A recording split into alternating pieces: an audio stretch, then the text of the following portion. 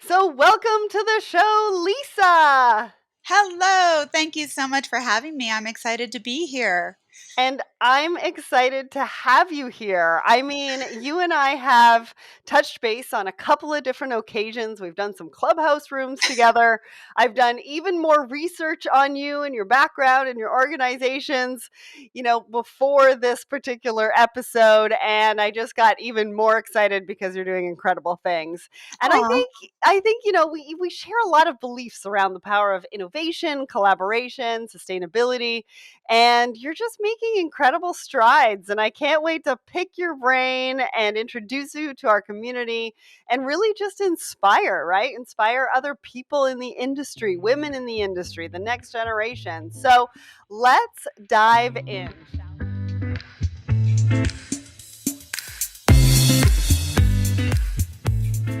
As I mentioned in the intro, you have a degree in graphic design and spent a number of years in creative design positions, but you're now very much in the fashion tech and supply chain space. So, what has that journey looked like? I mean, at what point did you start to get more interested in supply chain and the tech side, and why?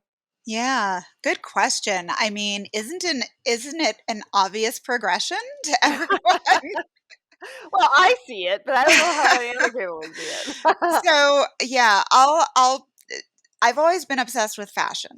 Since I was a little girl, I'm a Puerto Rican from the Bronx, and my parents moved us to Westchester when I was very young. So we did not have money to buy clothes for anyone other than my dad because he was the one going to the city to work. He was a principal in the South Bronx, and my mom was a homemaker. So for us to get dressed, we had to go to Joann Fabrics and pick out stuff from the bargain bin and Wow. turn it into something. And so my earliest memories are like picking the most expensive textiles from the bargain bin and my own patterns, Butterick and McCall, and then modifying them to turn them into something that I would want to wear. And eventually, as I got older, I became a club kid and I would go to the city and I'd be wearing my own designs. And people would ask me, "Oh my God, I love what you're wearing. Where'd you get it?" And just be like, "It's custom." But very early on, it was really such part of my formative years that I was surrounded by everyone that was wearing designer labels, but we couldn't. And so Right. it was, you always want the thing you can't have. That's true. And so my entire life, I've been creative, and I used to sew my own Barbie doll clothes, and then I sewed them for my sister for way too long until it was like, why are you still sewing Barbie clothes? Your sister is 15. Like, so then I was always voted most creative and artistic in my school. And when I applied to college, I didn't really know what I wanted to do. I just knew I wanted to do something creative that made money. That wasn't a starving artist. And so I heard about this graphic design thing and I looked at universities. And at the time, Carnegie Mellon was one of the top three schools in the country for graphic design, but it was the only one that wasn't a fine art school, not RISD or Parsons, et cetera. And I said, that's the one. And I only applied to Carnegie Mellon, much to my parents' chagrin. And so got in scholarships and grants and graduated with honors. But really, what I don't know what gave me the foresight to make those sorts of crazy choices. Is that having a Carnegie Mellon degree, I had econ and C++ and psychology and writing and all the things. And there were interdisciplinary collaborations across disciplines within the university. So it really was a design thinking degree, learning how to Nice. think creatively applied to problem solving. Right. And that, lo and behold, is one of the most sought after skills in business.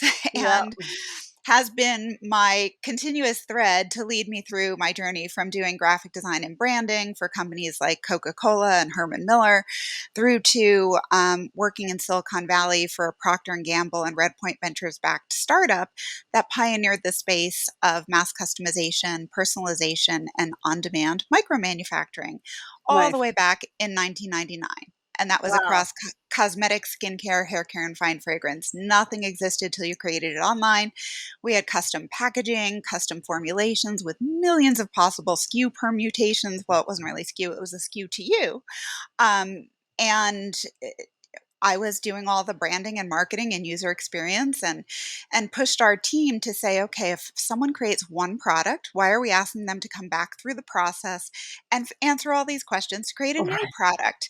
Let's just Yeah. push them new products that we could create specific to them and make a custom email graphic leveraging Macromedia Generator back then to push through the hex value for a lipstick that would only exist for them if they Yeah. click through to purchase it. And we were doing things like that back in 1999. So Wow. my entire career has been obsessed with um, data, customization, personalization, on demand, and yeah, has led me to doing what I'm doing now, which still has been a constant evolution. I That is think that crazy. the continuous thread is that I'm obsessed with learning.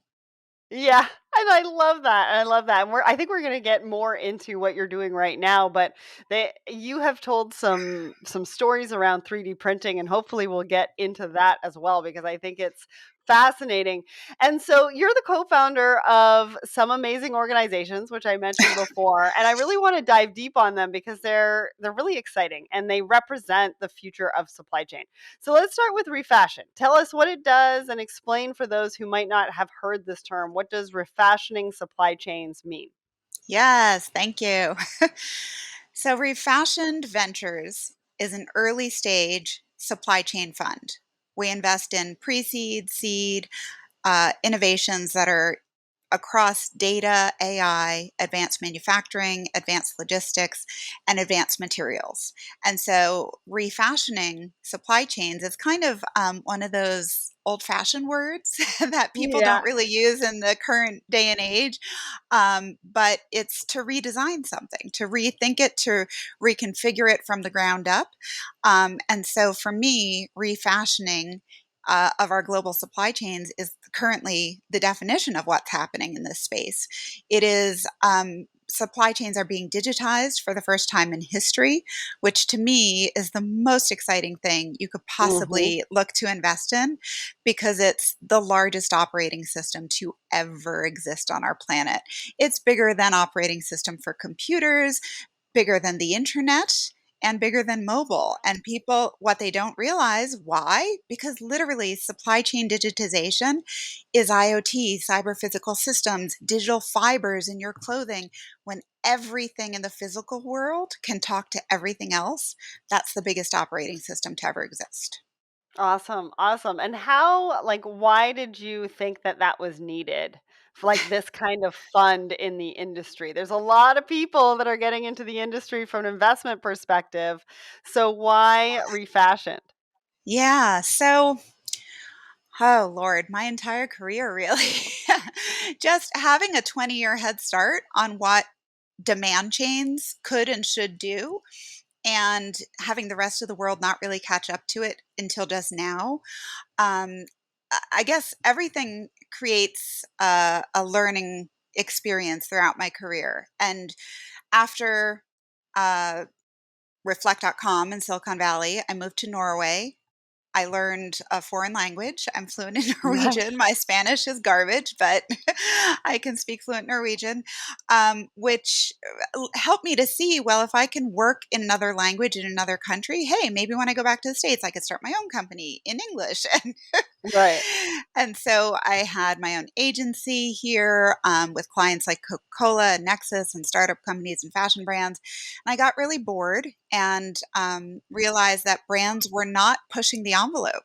They were doing boring, safe campaigns. And I like doing things that have never existed before. So my my brain works in like a lot of creative people where you ideate in your sleep, and I had a few months of just like restless sleeping, and I'd get up and I'd doodle everything that I was designing and developing in my sleep. And lo and behold, it was a whole architecture for a contextual search engine.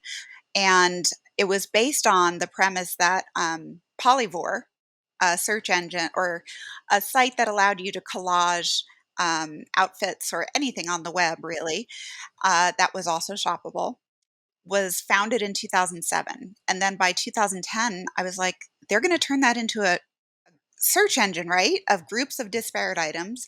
that are put into a meaningful context that you can then say, I want that look for like this price point. They're going to do that, right? And they never did. So I find myself doing a lot of things in my career because I'm pissed off. And I was pissed off that they didn't that they didn't do that. And so I was like, well, somebody's got to do it. I'll do it. Right. So I architected that. It was contextual search, shopping for an outfit. It was a dress, a bag, shoes, and 2 accessories from different brands, 6,000 brands. And we'd have these groups that you could pull from ShopStyle, Polyvore, Caboodle, all these sites. Every brand puts out their own merchandising. What they don't do is merchandise it with competitors' products. Right. And so, unfortunately, that's how real people shop. So Yeah.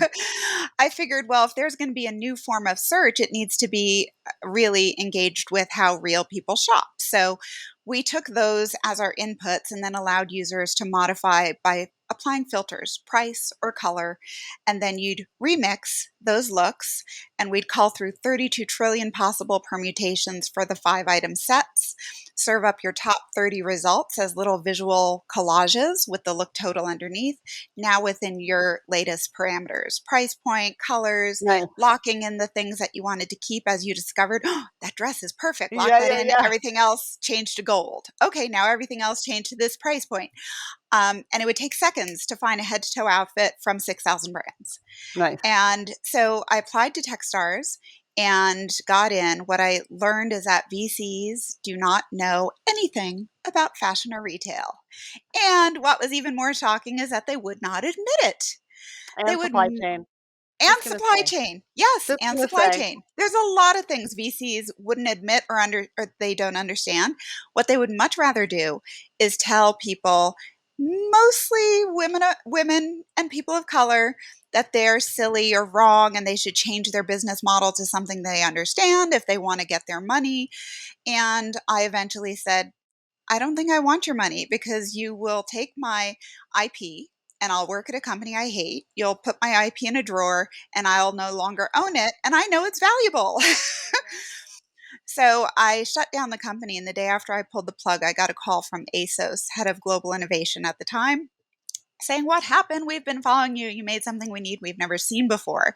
I was like, shut the front door. I cannot even stand this. So instead of going into a founder depression, I decided to found and build a fashion tech accelerator, the one that I wish had existed when I had my fashion tech Right. company.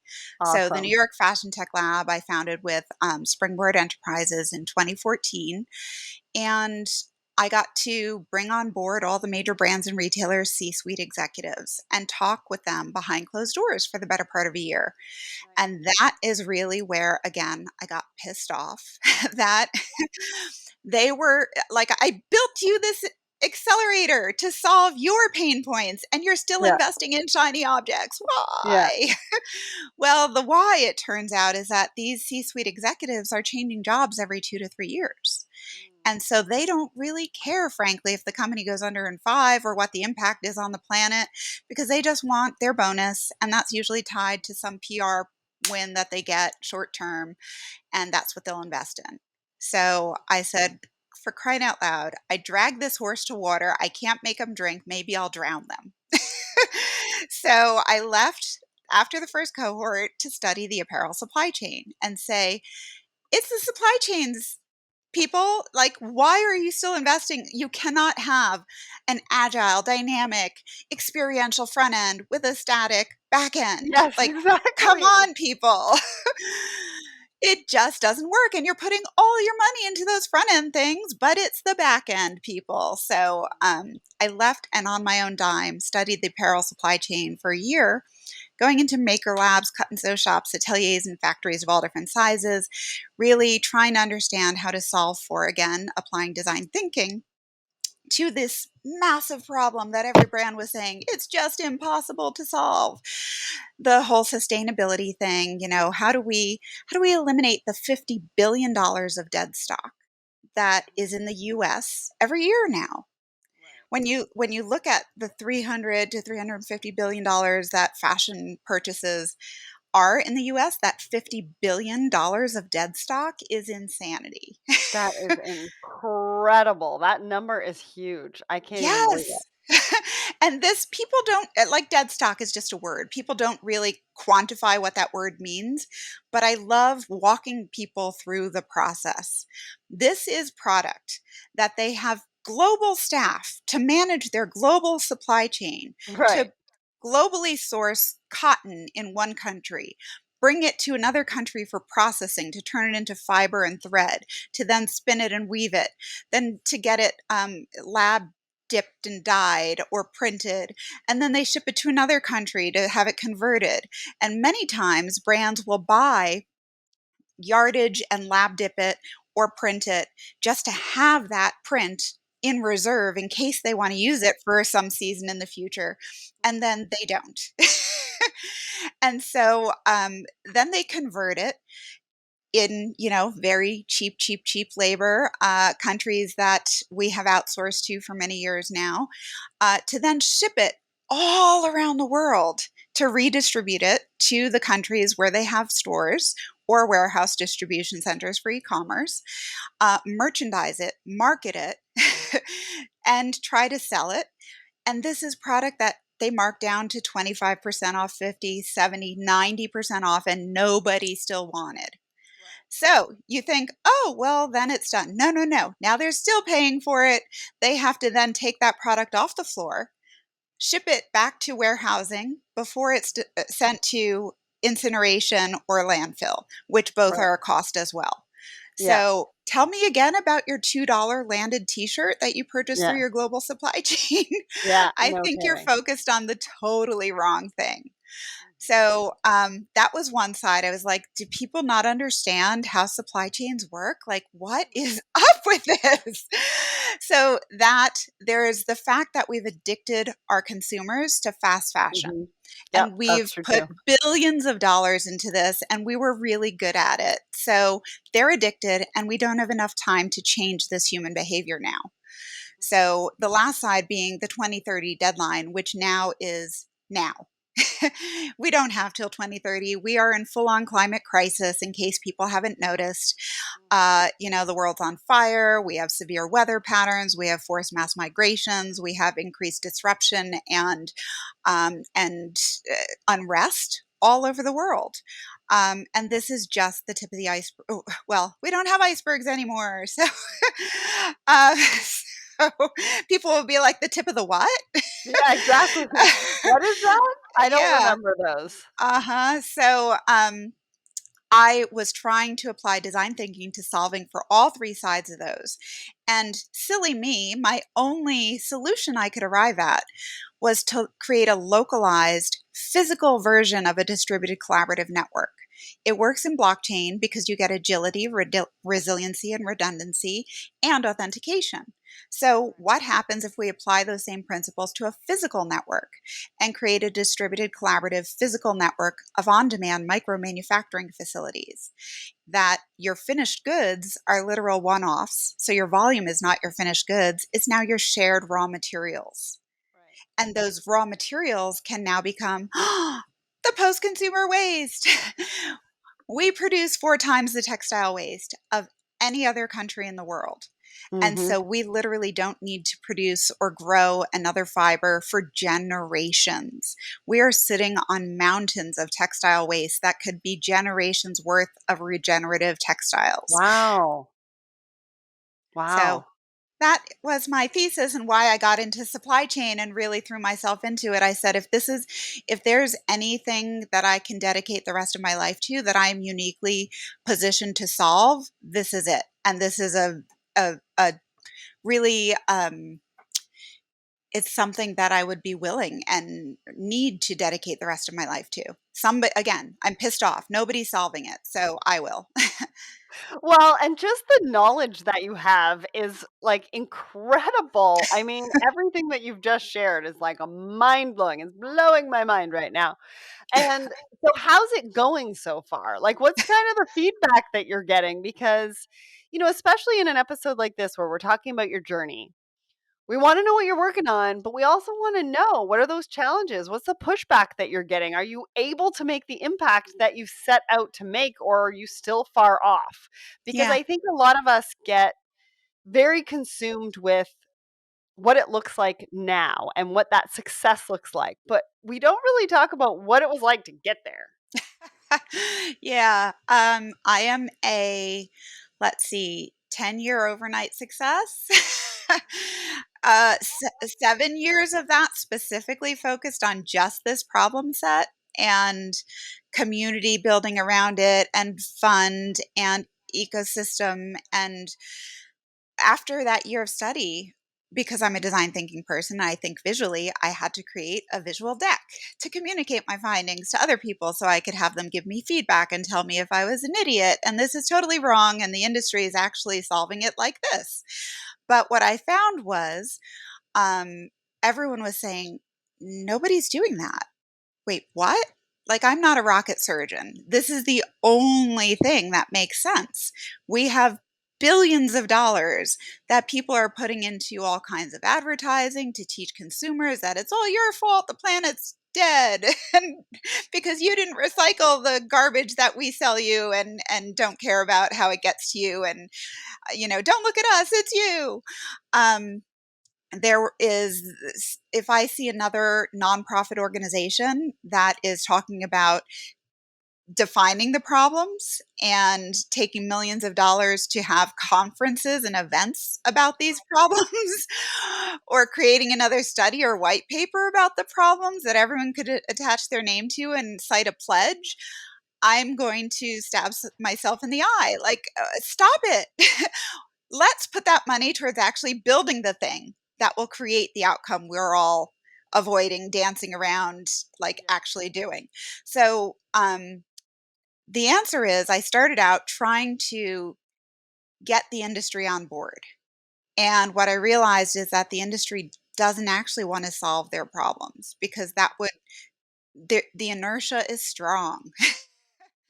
Their self preservation is strong. The C suite doesn't want to rock the boat, and nobody below them does either. So they are not looking to actually change the way they do business until they have to. And so what I realized is, since they're not going to do it, wait, I don't need them to adopt it, because disruption comes from outside of industries, Mhm. and it usually displaces and or replaces a dying industry because their model is no longer viable. So I said, it was actually in 2019 when a senior advisor to the global CEO of a major top tier fashion brand reached out to me, and we had a 30-minute chat at Grand Central. And after that chat, he's like, my dear, I need to spend hours with you. And so our next meeting was about 5 hours. And he started pulling out of me little bits and pieces. He was like, you just put that into a little Google Slides. You're thinking on this and that. And I'd send it over to him, and he shared it with the global CEO and their board. And before you know it, he's like, can you just write an SOW to build out a localized supply chain for us in the US? And I was like, but what? No, I wasn't. I Yeah. was trying to help you do it. And you're a freaking global company. Why would you need me? Um, well, you have the network, you have the contacts, you have the know how, you have the landscape. Like, we have none of that. And I was floored. So, okay, because I know it needs to exist. Sure, I'll cobble together a team. Asked Eric Mumford, who I'd worked with in the past on a Macy's project and some other things, to come and work on this SOW with me. He's brilliant at go to market and can take my strategy and turn it into execution. So we start working on the SOW from October 2019, and then March 18th, 2020, we sent over the final SOW. And then the world exploded 2 days later and shut down. Yeah. And we were like, oh shit, what now? So, what we realized was, well, we just spent all this time and effort to like put together a plan of how to deploy exactly what we were thinking. So maybe we should just do it. Like, we didn't need that brand. And what I realized is that I needed to help the US factories not go under Yeah. during 2020 because, as I've been saying, as you've seen in LinkedIn a lot, it's time for us to have investment in the infrastructure in the largest consumer markets that you sell into.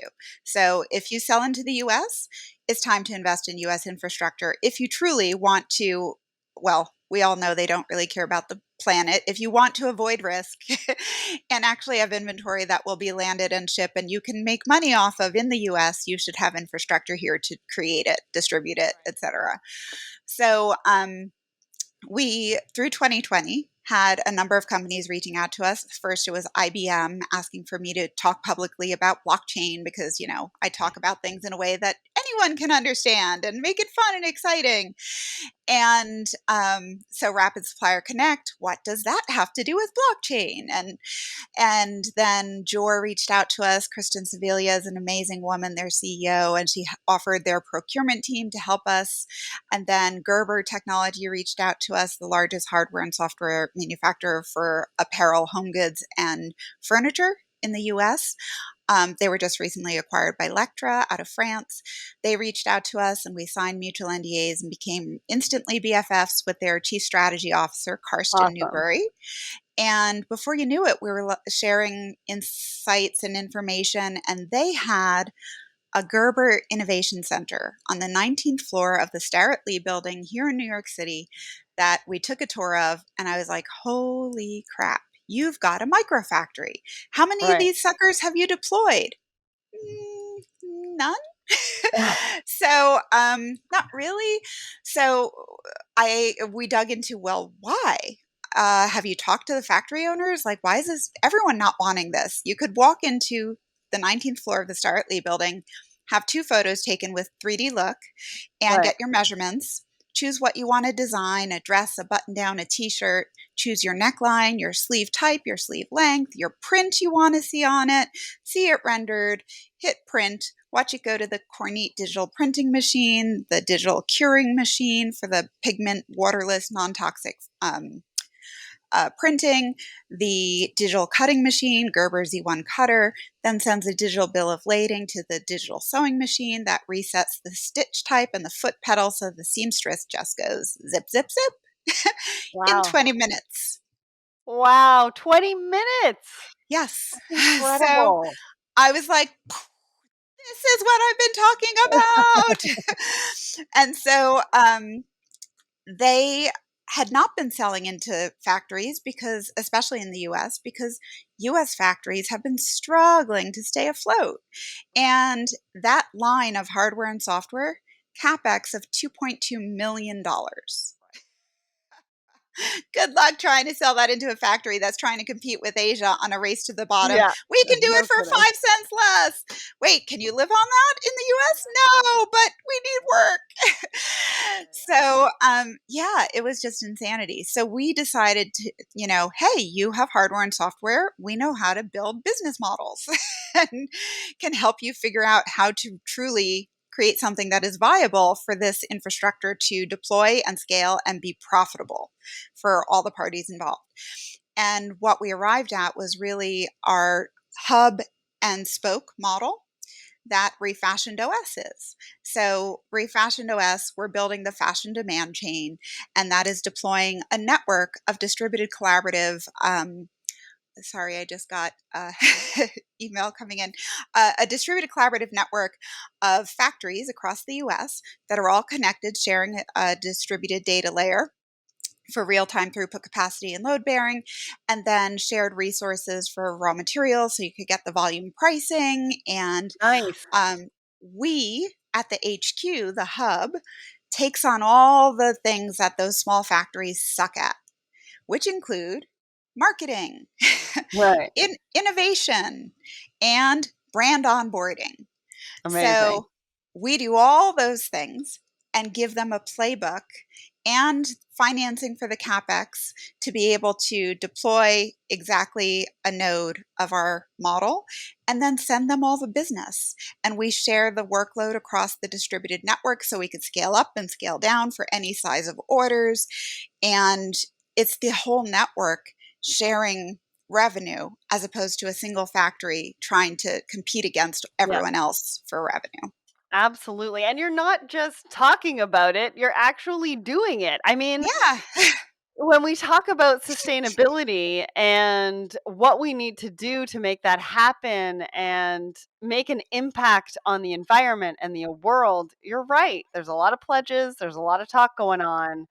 And, we want to see that people are getting their hands dirty, and we want to see that they're, really making things happen to make that impact. And so, I mean, that story is just incredible. And I know it's going to resonate. And we are totally off script, but that is okay.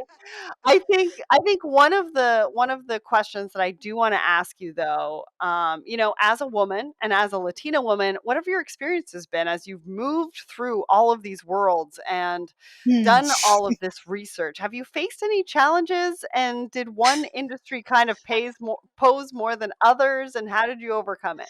Yeah. So I think everything I have discovered recently, that unifying thread of having a chip on my shoulder and getting pissed off and wanting to fix it um, is tied to my childhood. Surprise!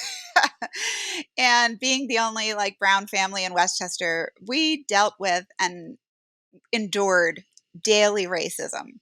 And like to the point where I was spit on the bus on the daily, asking, let's give her a shower because she's so brown and dirty. What are you?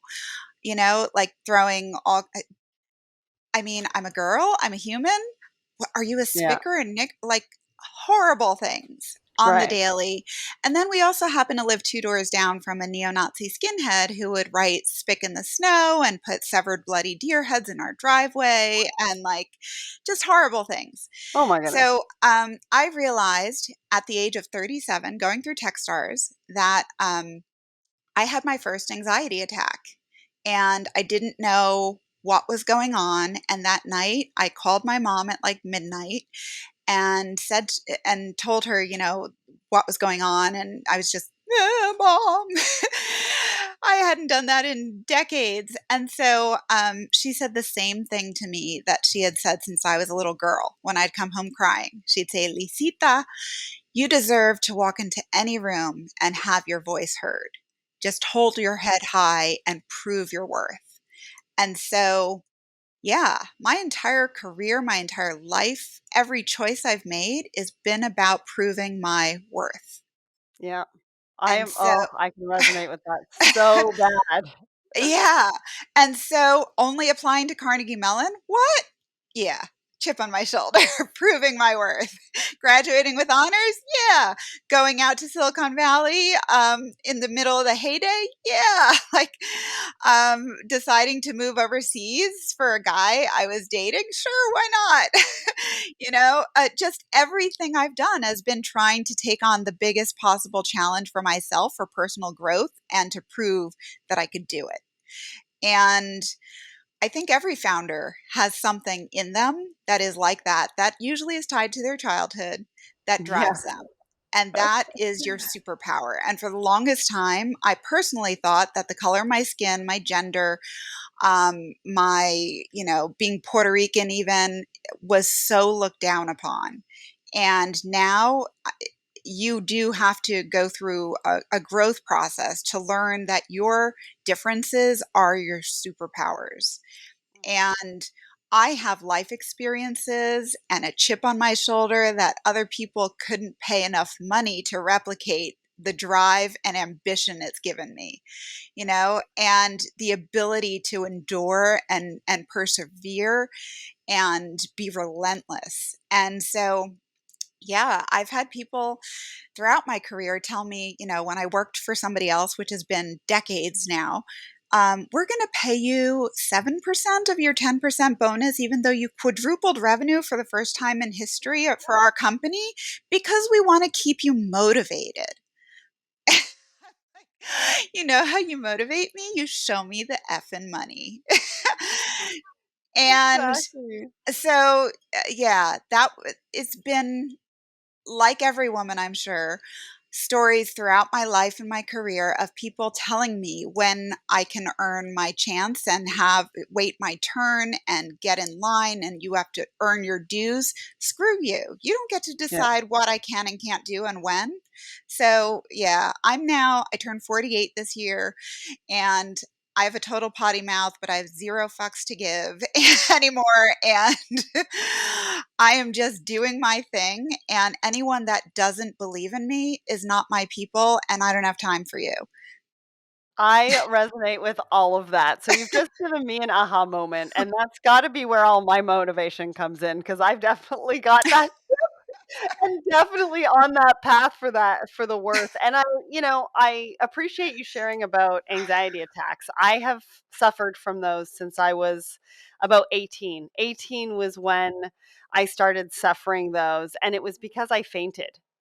Oh, wow. And so when I feel an anxiety attack, I feel like I'm gonna faint, and it makes it Hmm. worse because the anxiety just goes up. Yeah. And so I'm glad that you shared that, because I know a lot of people do suffer from that, and they suffer from it behind closed doors. We don't hear about it enough. We don't hear about it very often. And I think for people to hear from women like you and I, that we get them, we suffer from them, we have the tools, we know how to deal with it, I think is really, really important, because we aren't alone and we're all here to sort of support each other. So I definitely, definitely appreciate that. Um, and you've learned so much about yourself on this journey, and it just proves that you need to try different things, learn different Yeah. languages, learn from different paths that you're going to take. So then, And if you're not getting where you know you want to go, look around you and yeah, first assess, am I surrounded by assholes that are extractive and exploitative of me? Or am I surrounded myself with people that believe in me and want to amplify me? Because 9 times out of 10, I guarantee it, you're surrounding yourselves with assholes. it's so true. It's so true. So let's end this interview with some advice. What advice would you have for girls and women looking to follow in your footsteps? Believe in yourself. you know, don't expect other people to believe in you, but you have to believe in yourself and what you know, you know. Like, I'm not talking about cockiness, but when you have achieved some things, don't let other people try to diminish your expertise, your knowledge, your insights. And don't ever let anyone else impose on you their own personal limitations.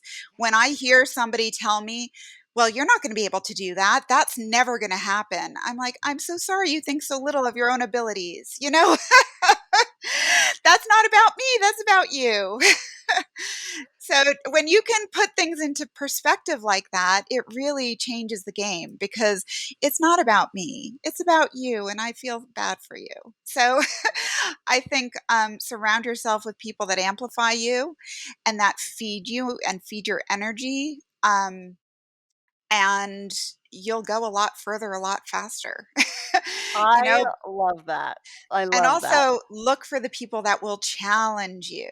I always applied for jobs that I knew were just above what I technically was qualified for, which is not what most women do. They always apply for the job that they're like 99.9% overqualified for, as opposed to the guys that are like, yeah, I'm 60% there. I should get this job and you should pay me more because of this, this, and this. So I always acted like a guy and would land the job and then teach myself the skills that I needed on the fly. Like when I applied to worldweb.net, it was a content management software company.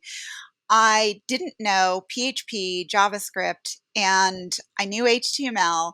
I also didn't know content management systems or taxonomy, structure development, and data science, but I had 2 weeks to teach myself all those things, to build 2 websites using this new CMS to bring out to Siebold in San Francisco and show the 2 websites I built and teach other people how to do it too. And I did. Fascinating. That is, you know what? That's so incredible. And what you're doing in supply chain and sustainability in support of startups, right? All Mhm. around the world, but mostly in the US and I think Puerto Rico. Yep. You know, I'm just absolutely in awe. Lisa is proof of the incredible things you can achieve with determination, hard work, and passion. And I have no doubt that she is going to continue to make a huge impact on our industry. Lisa, thank you so much for joining me today. Thank you for having me. It's been a blast.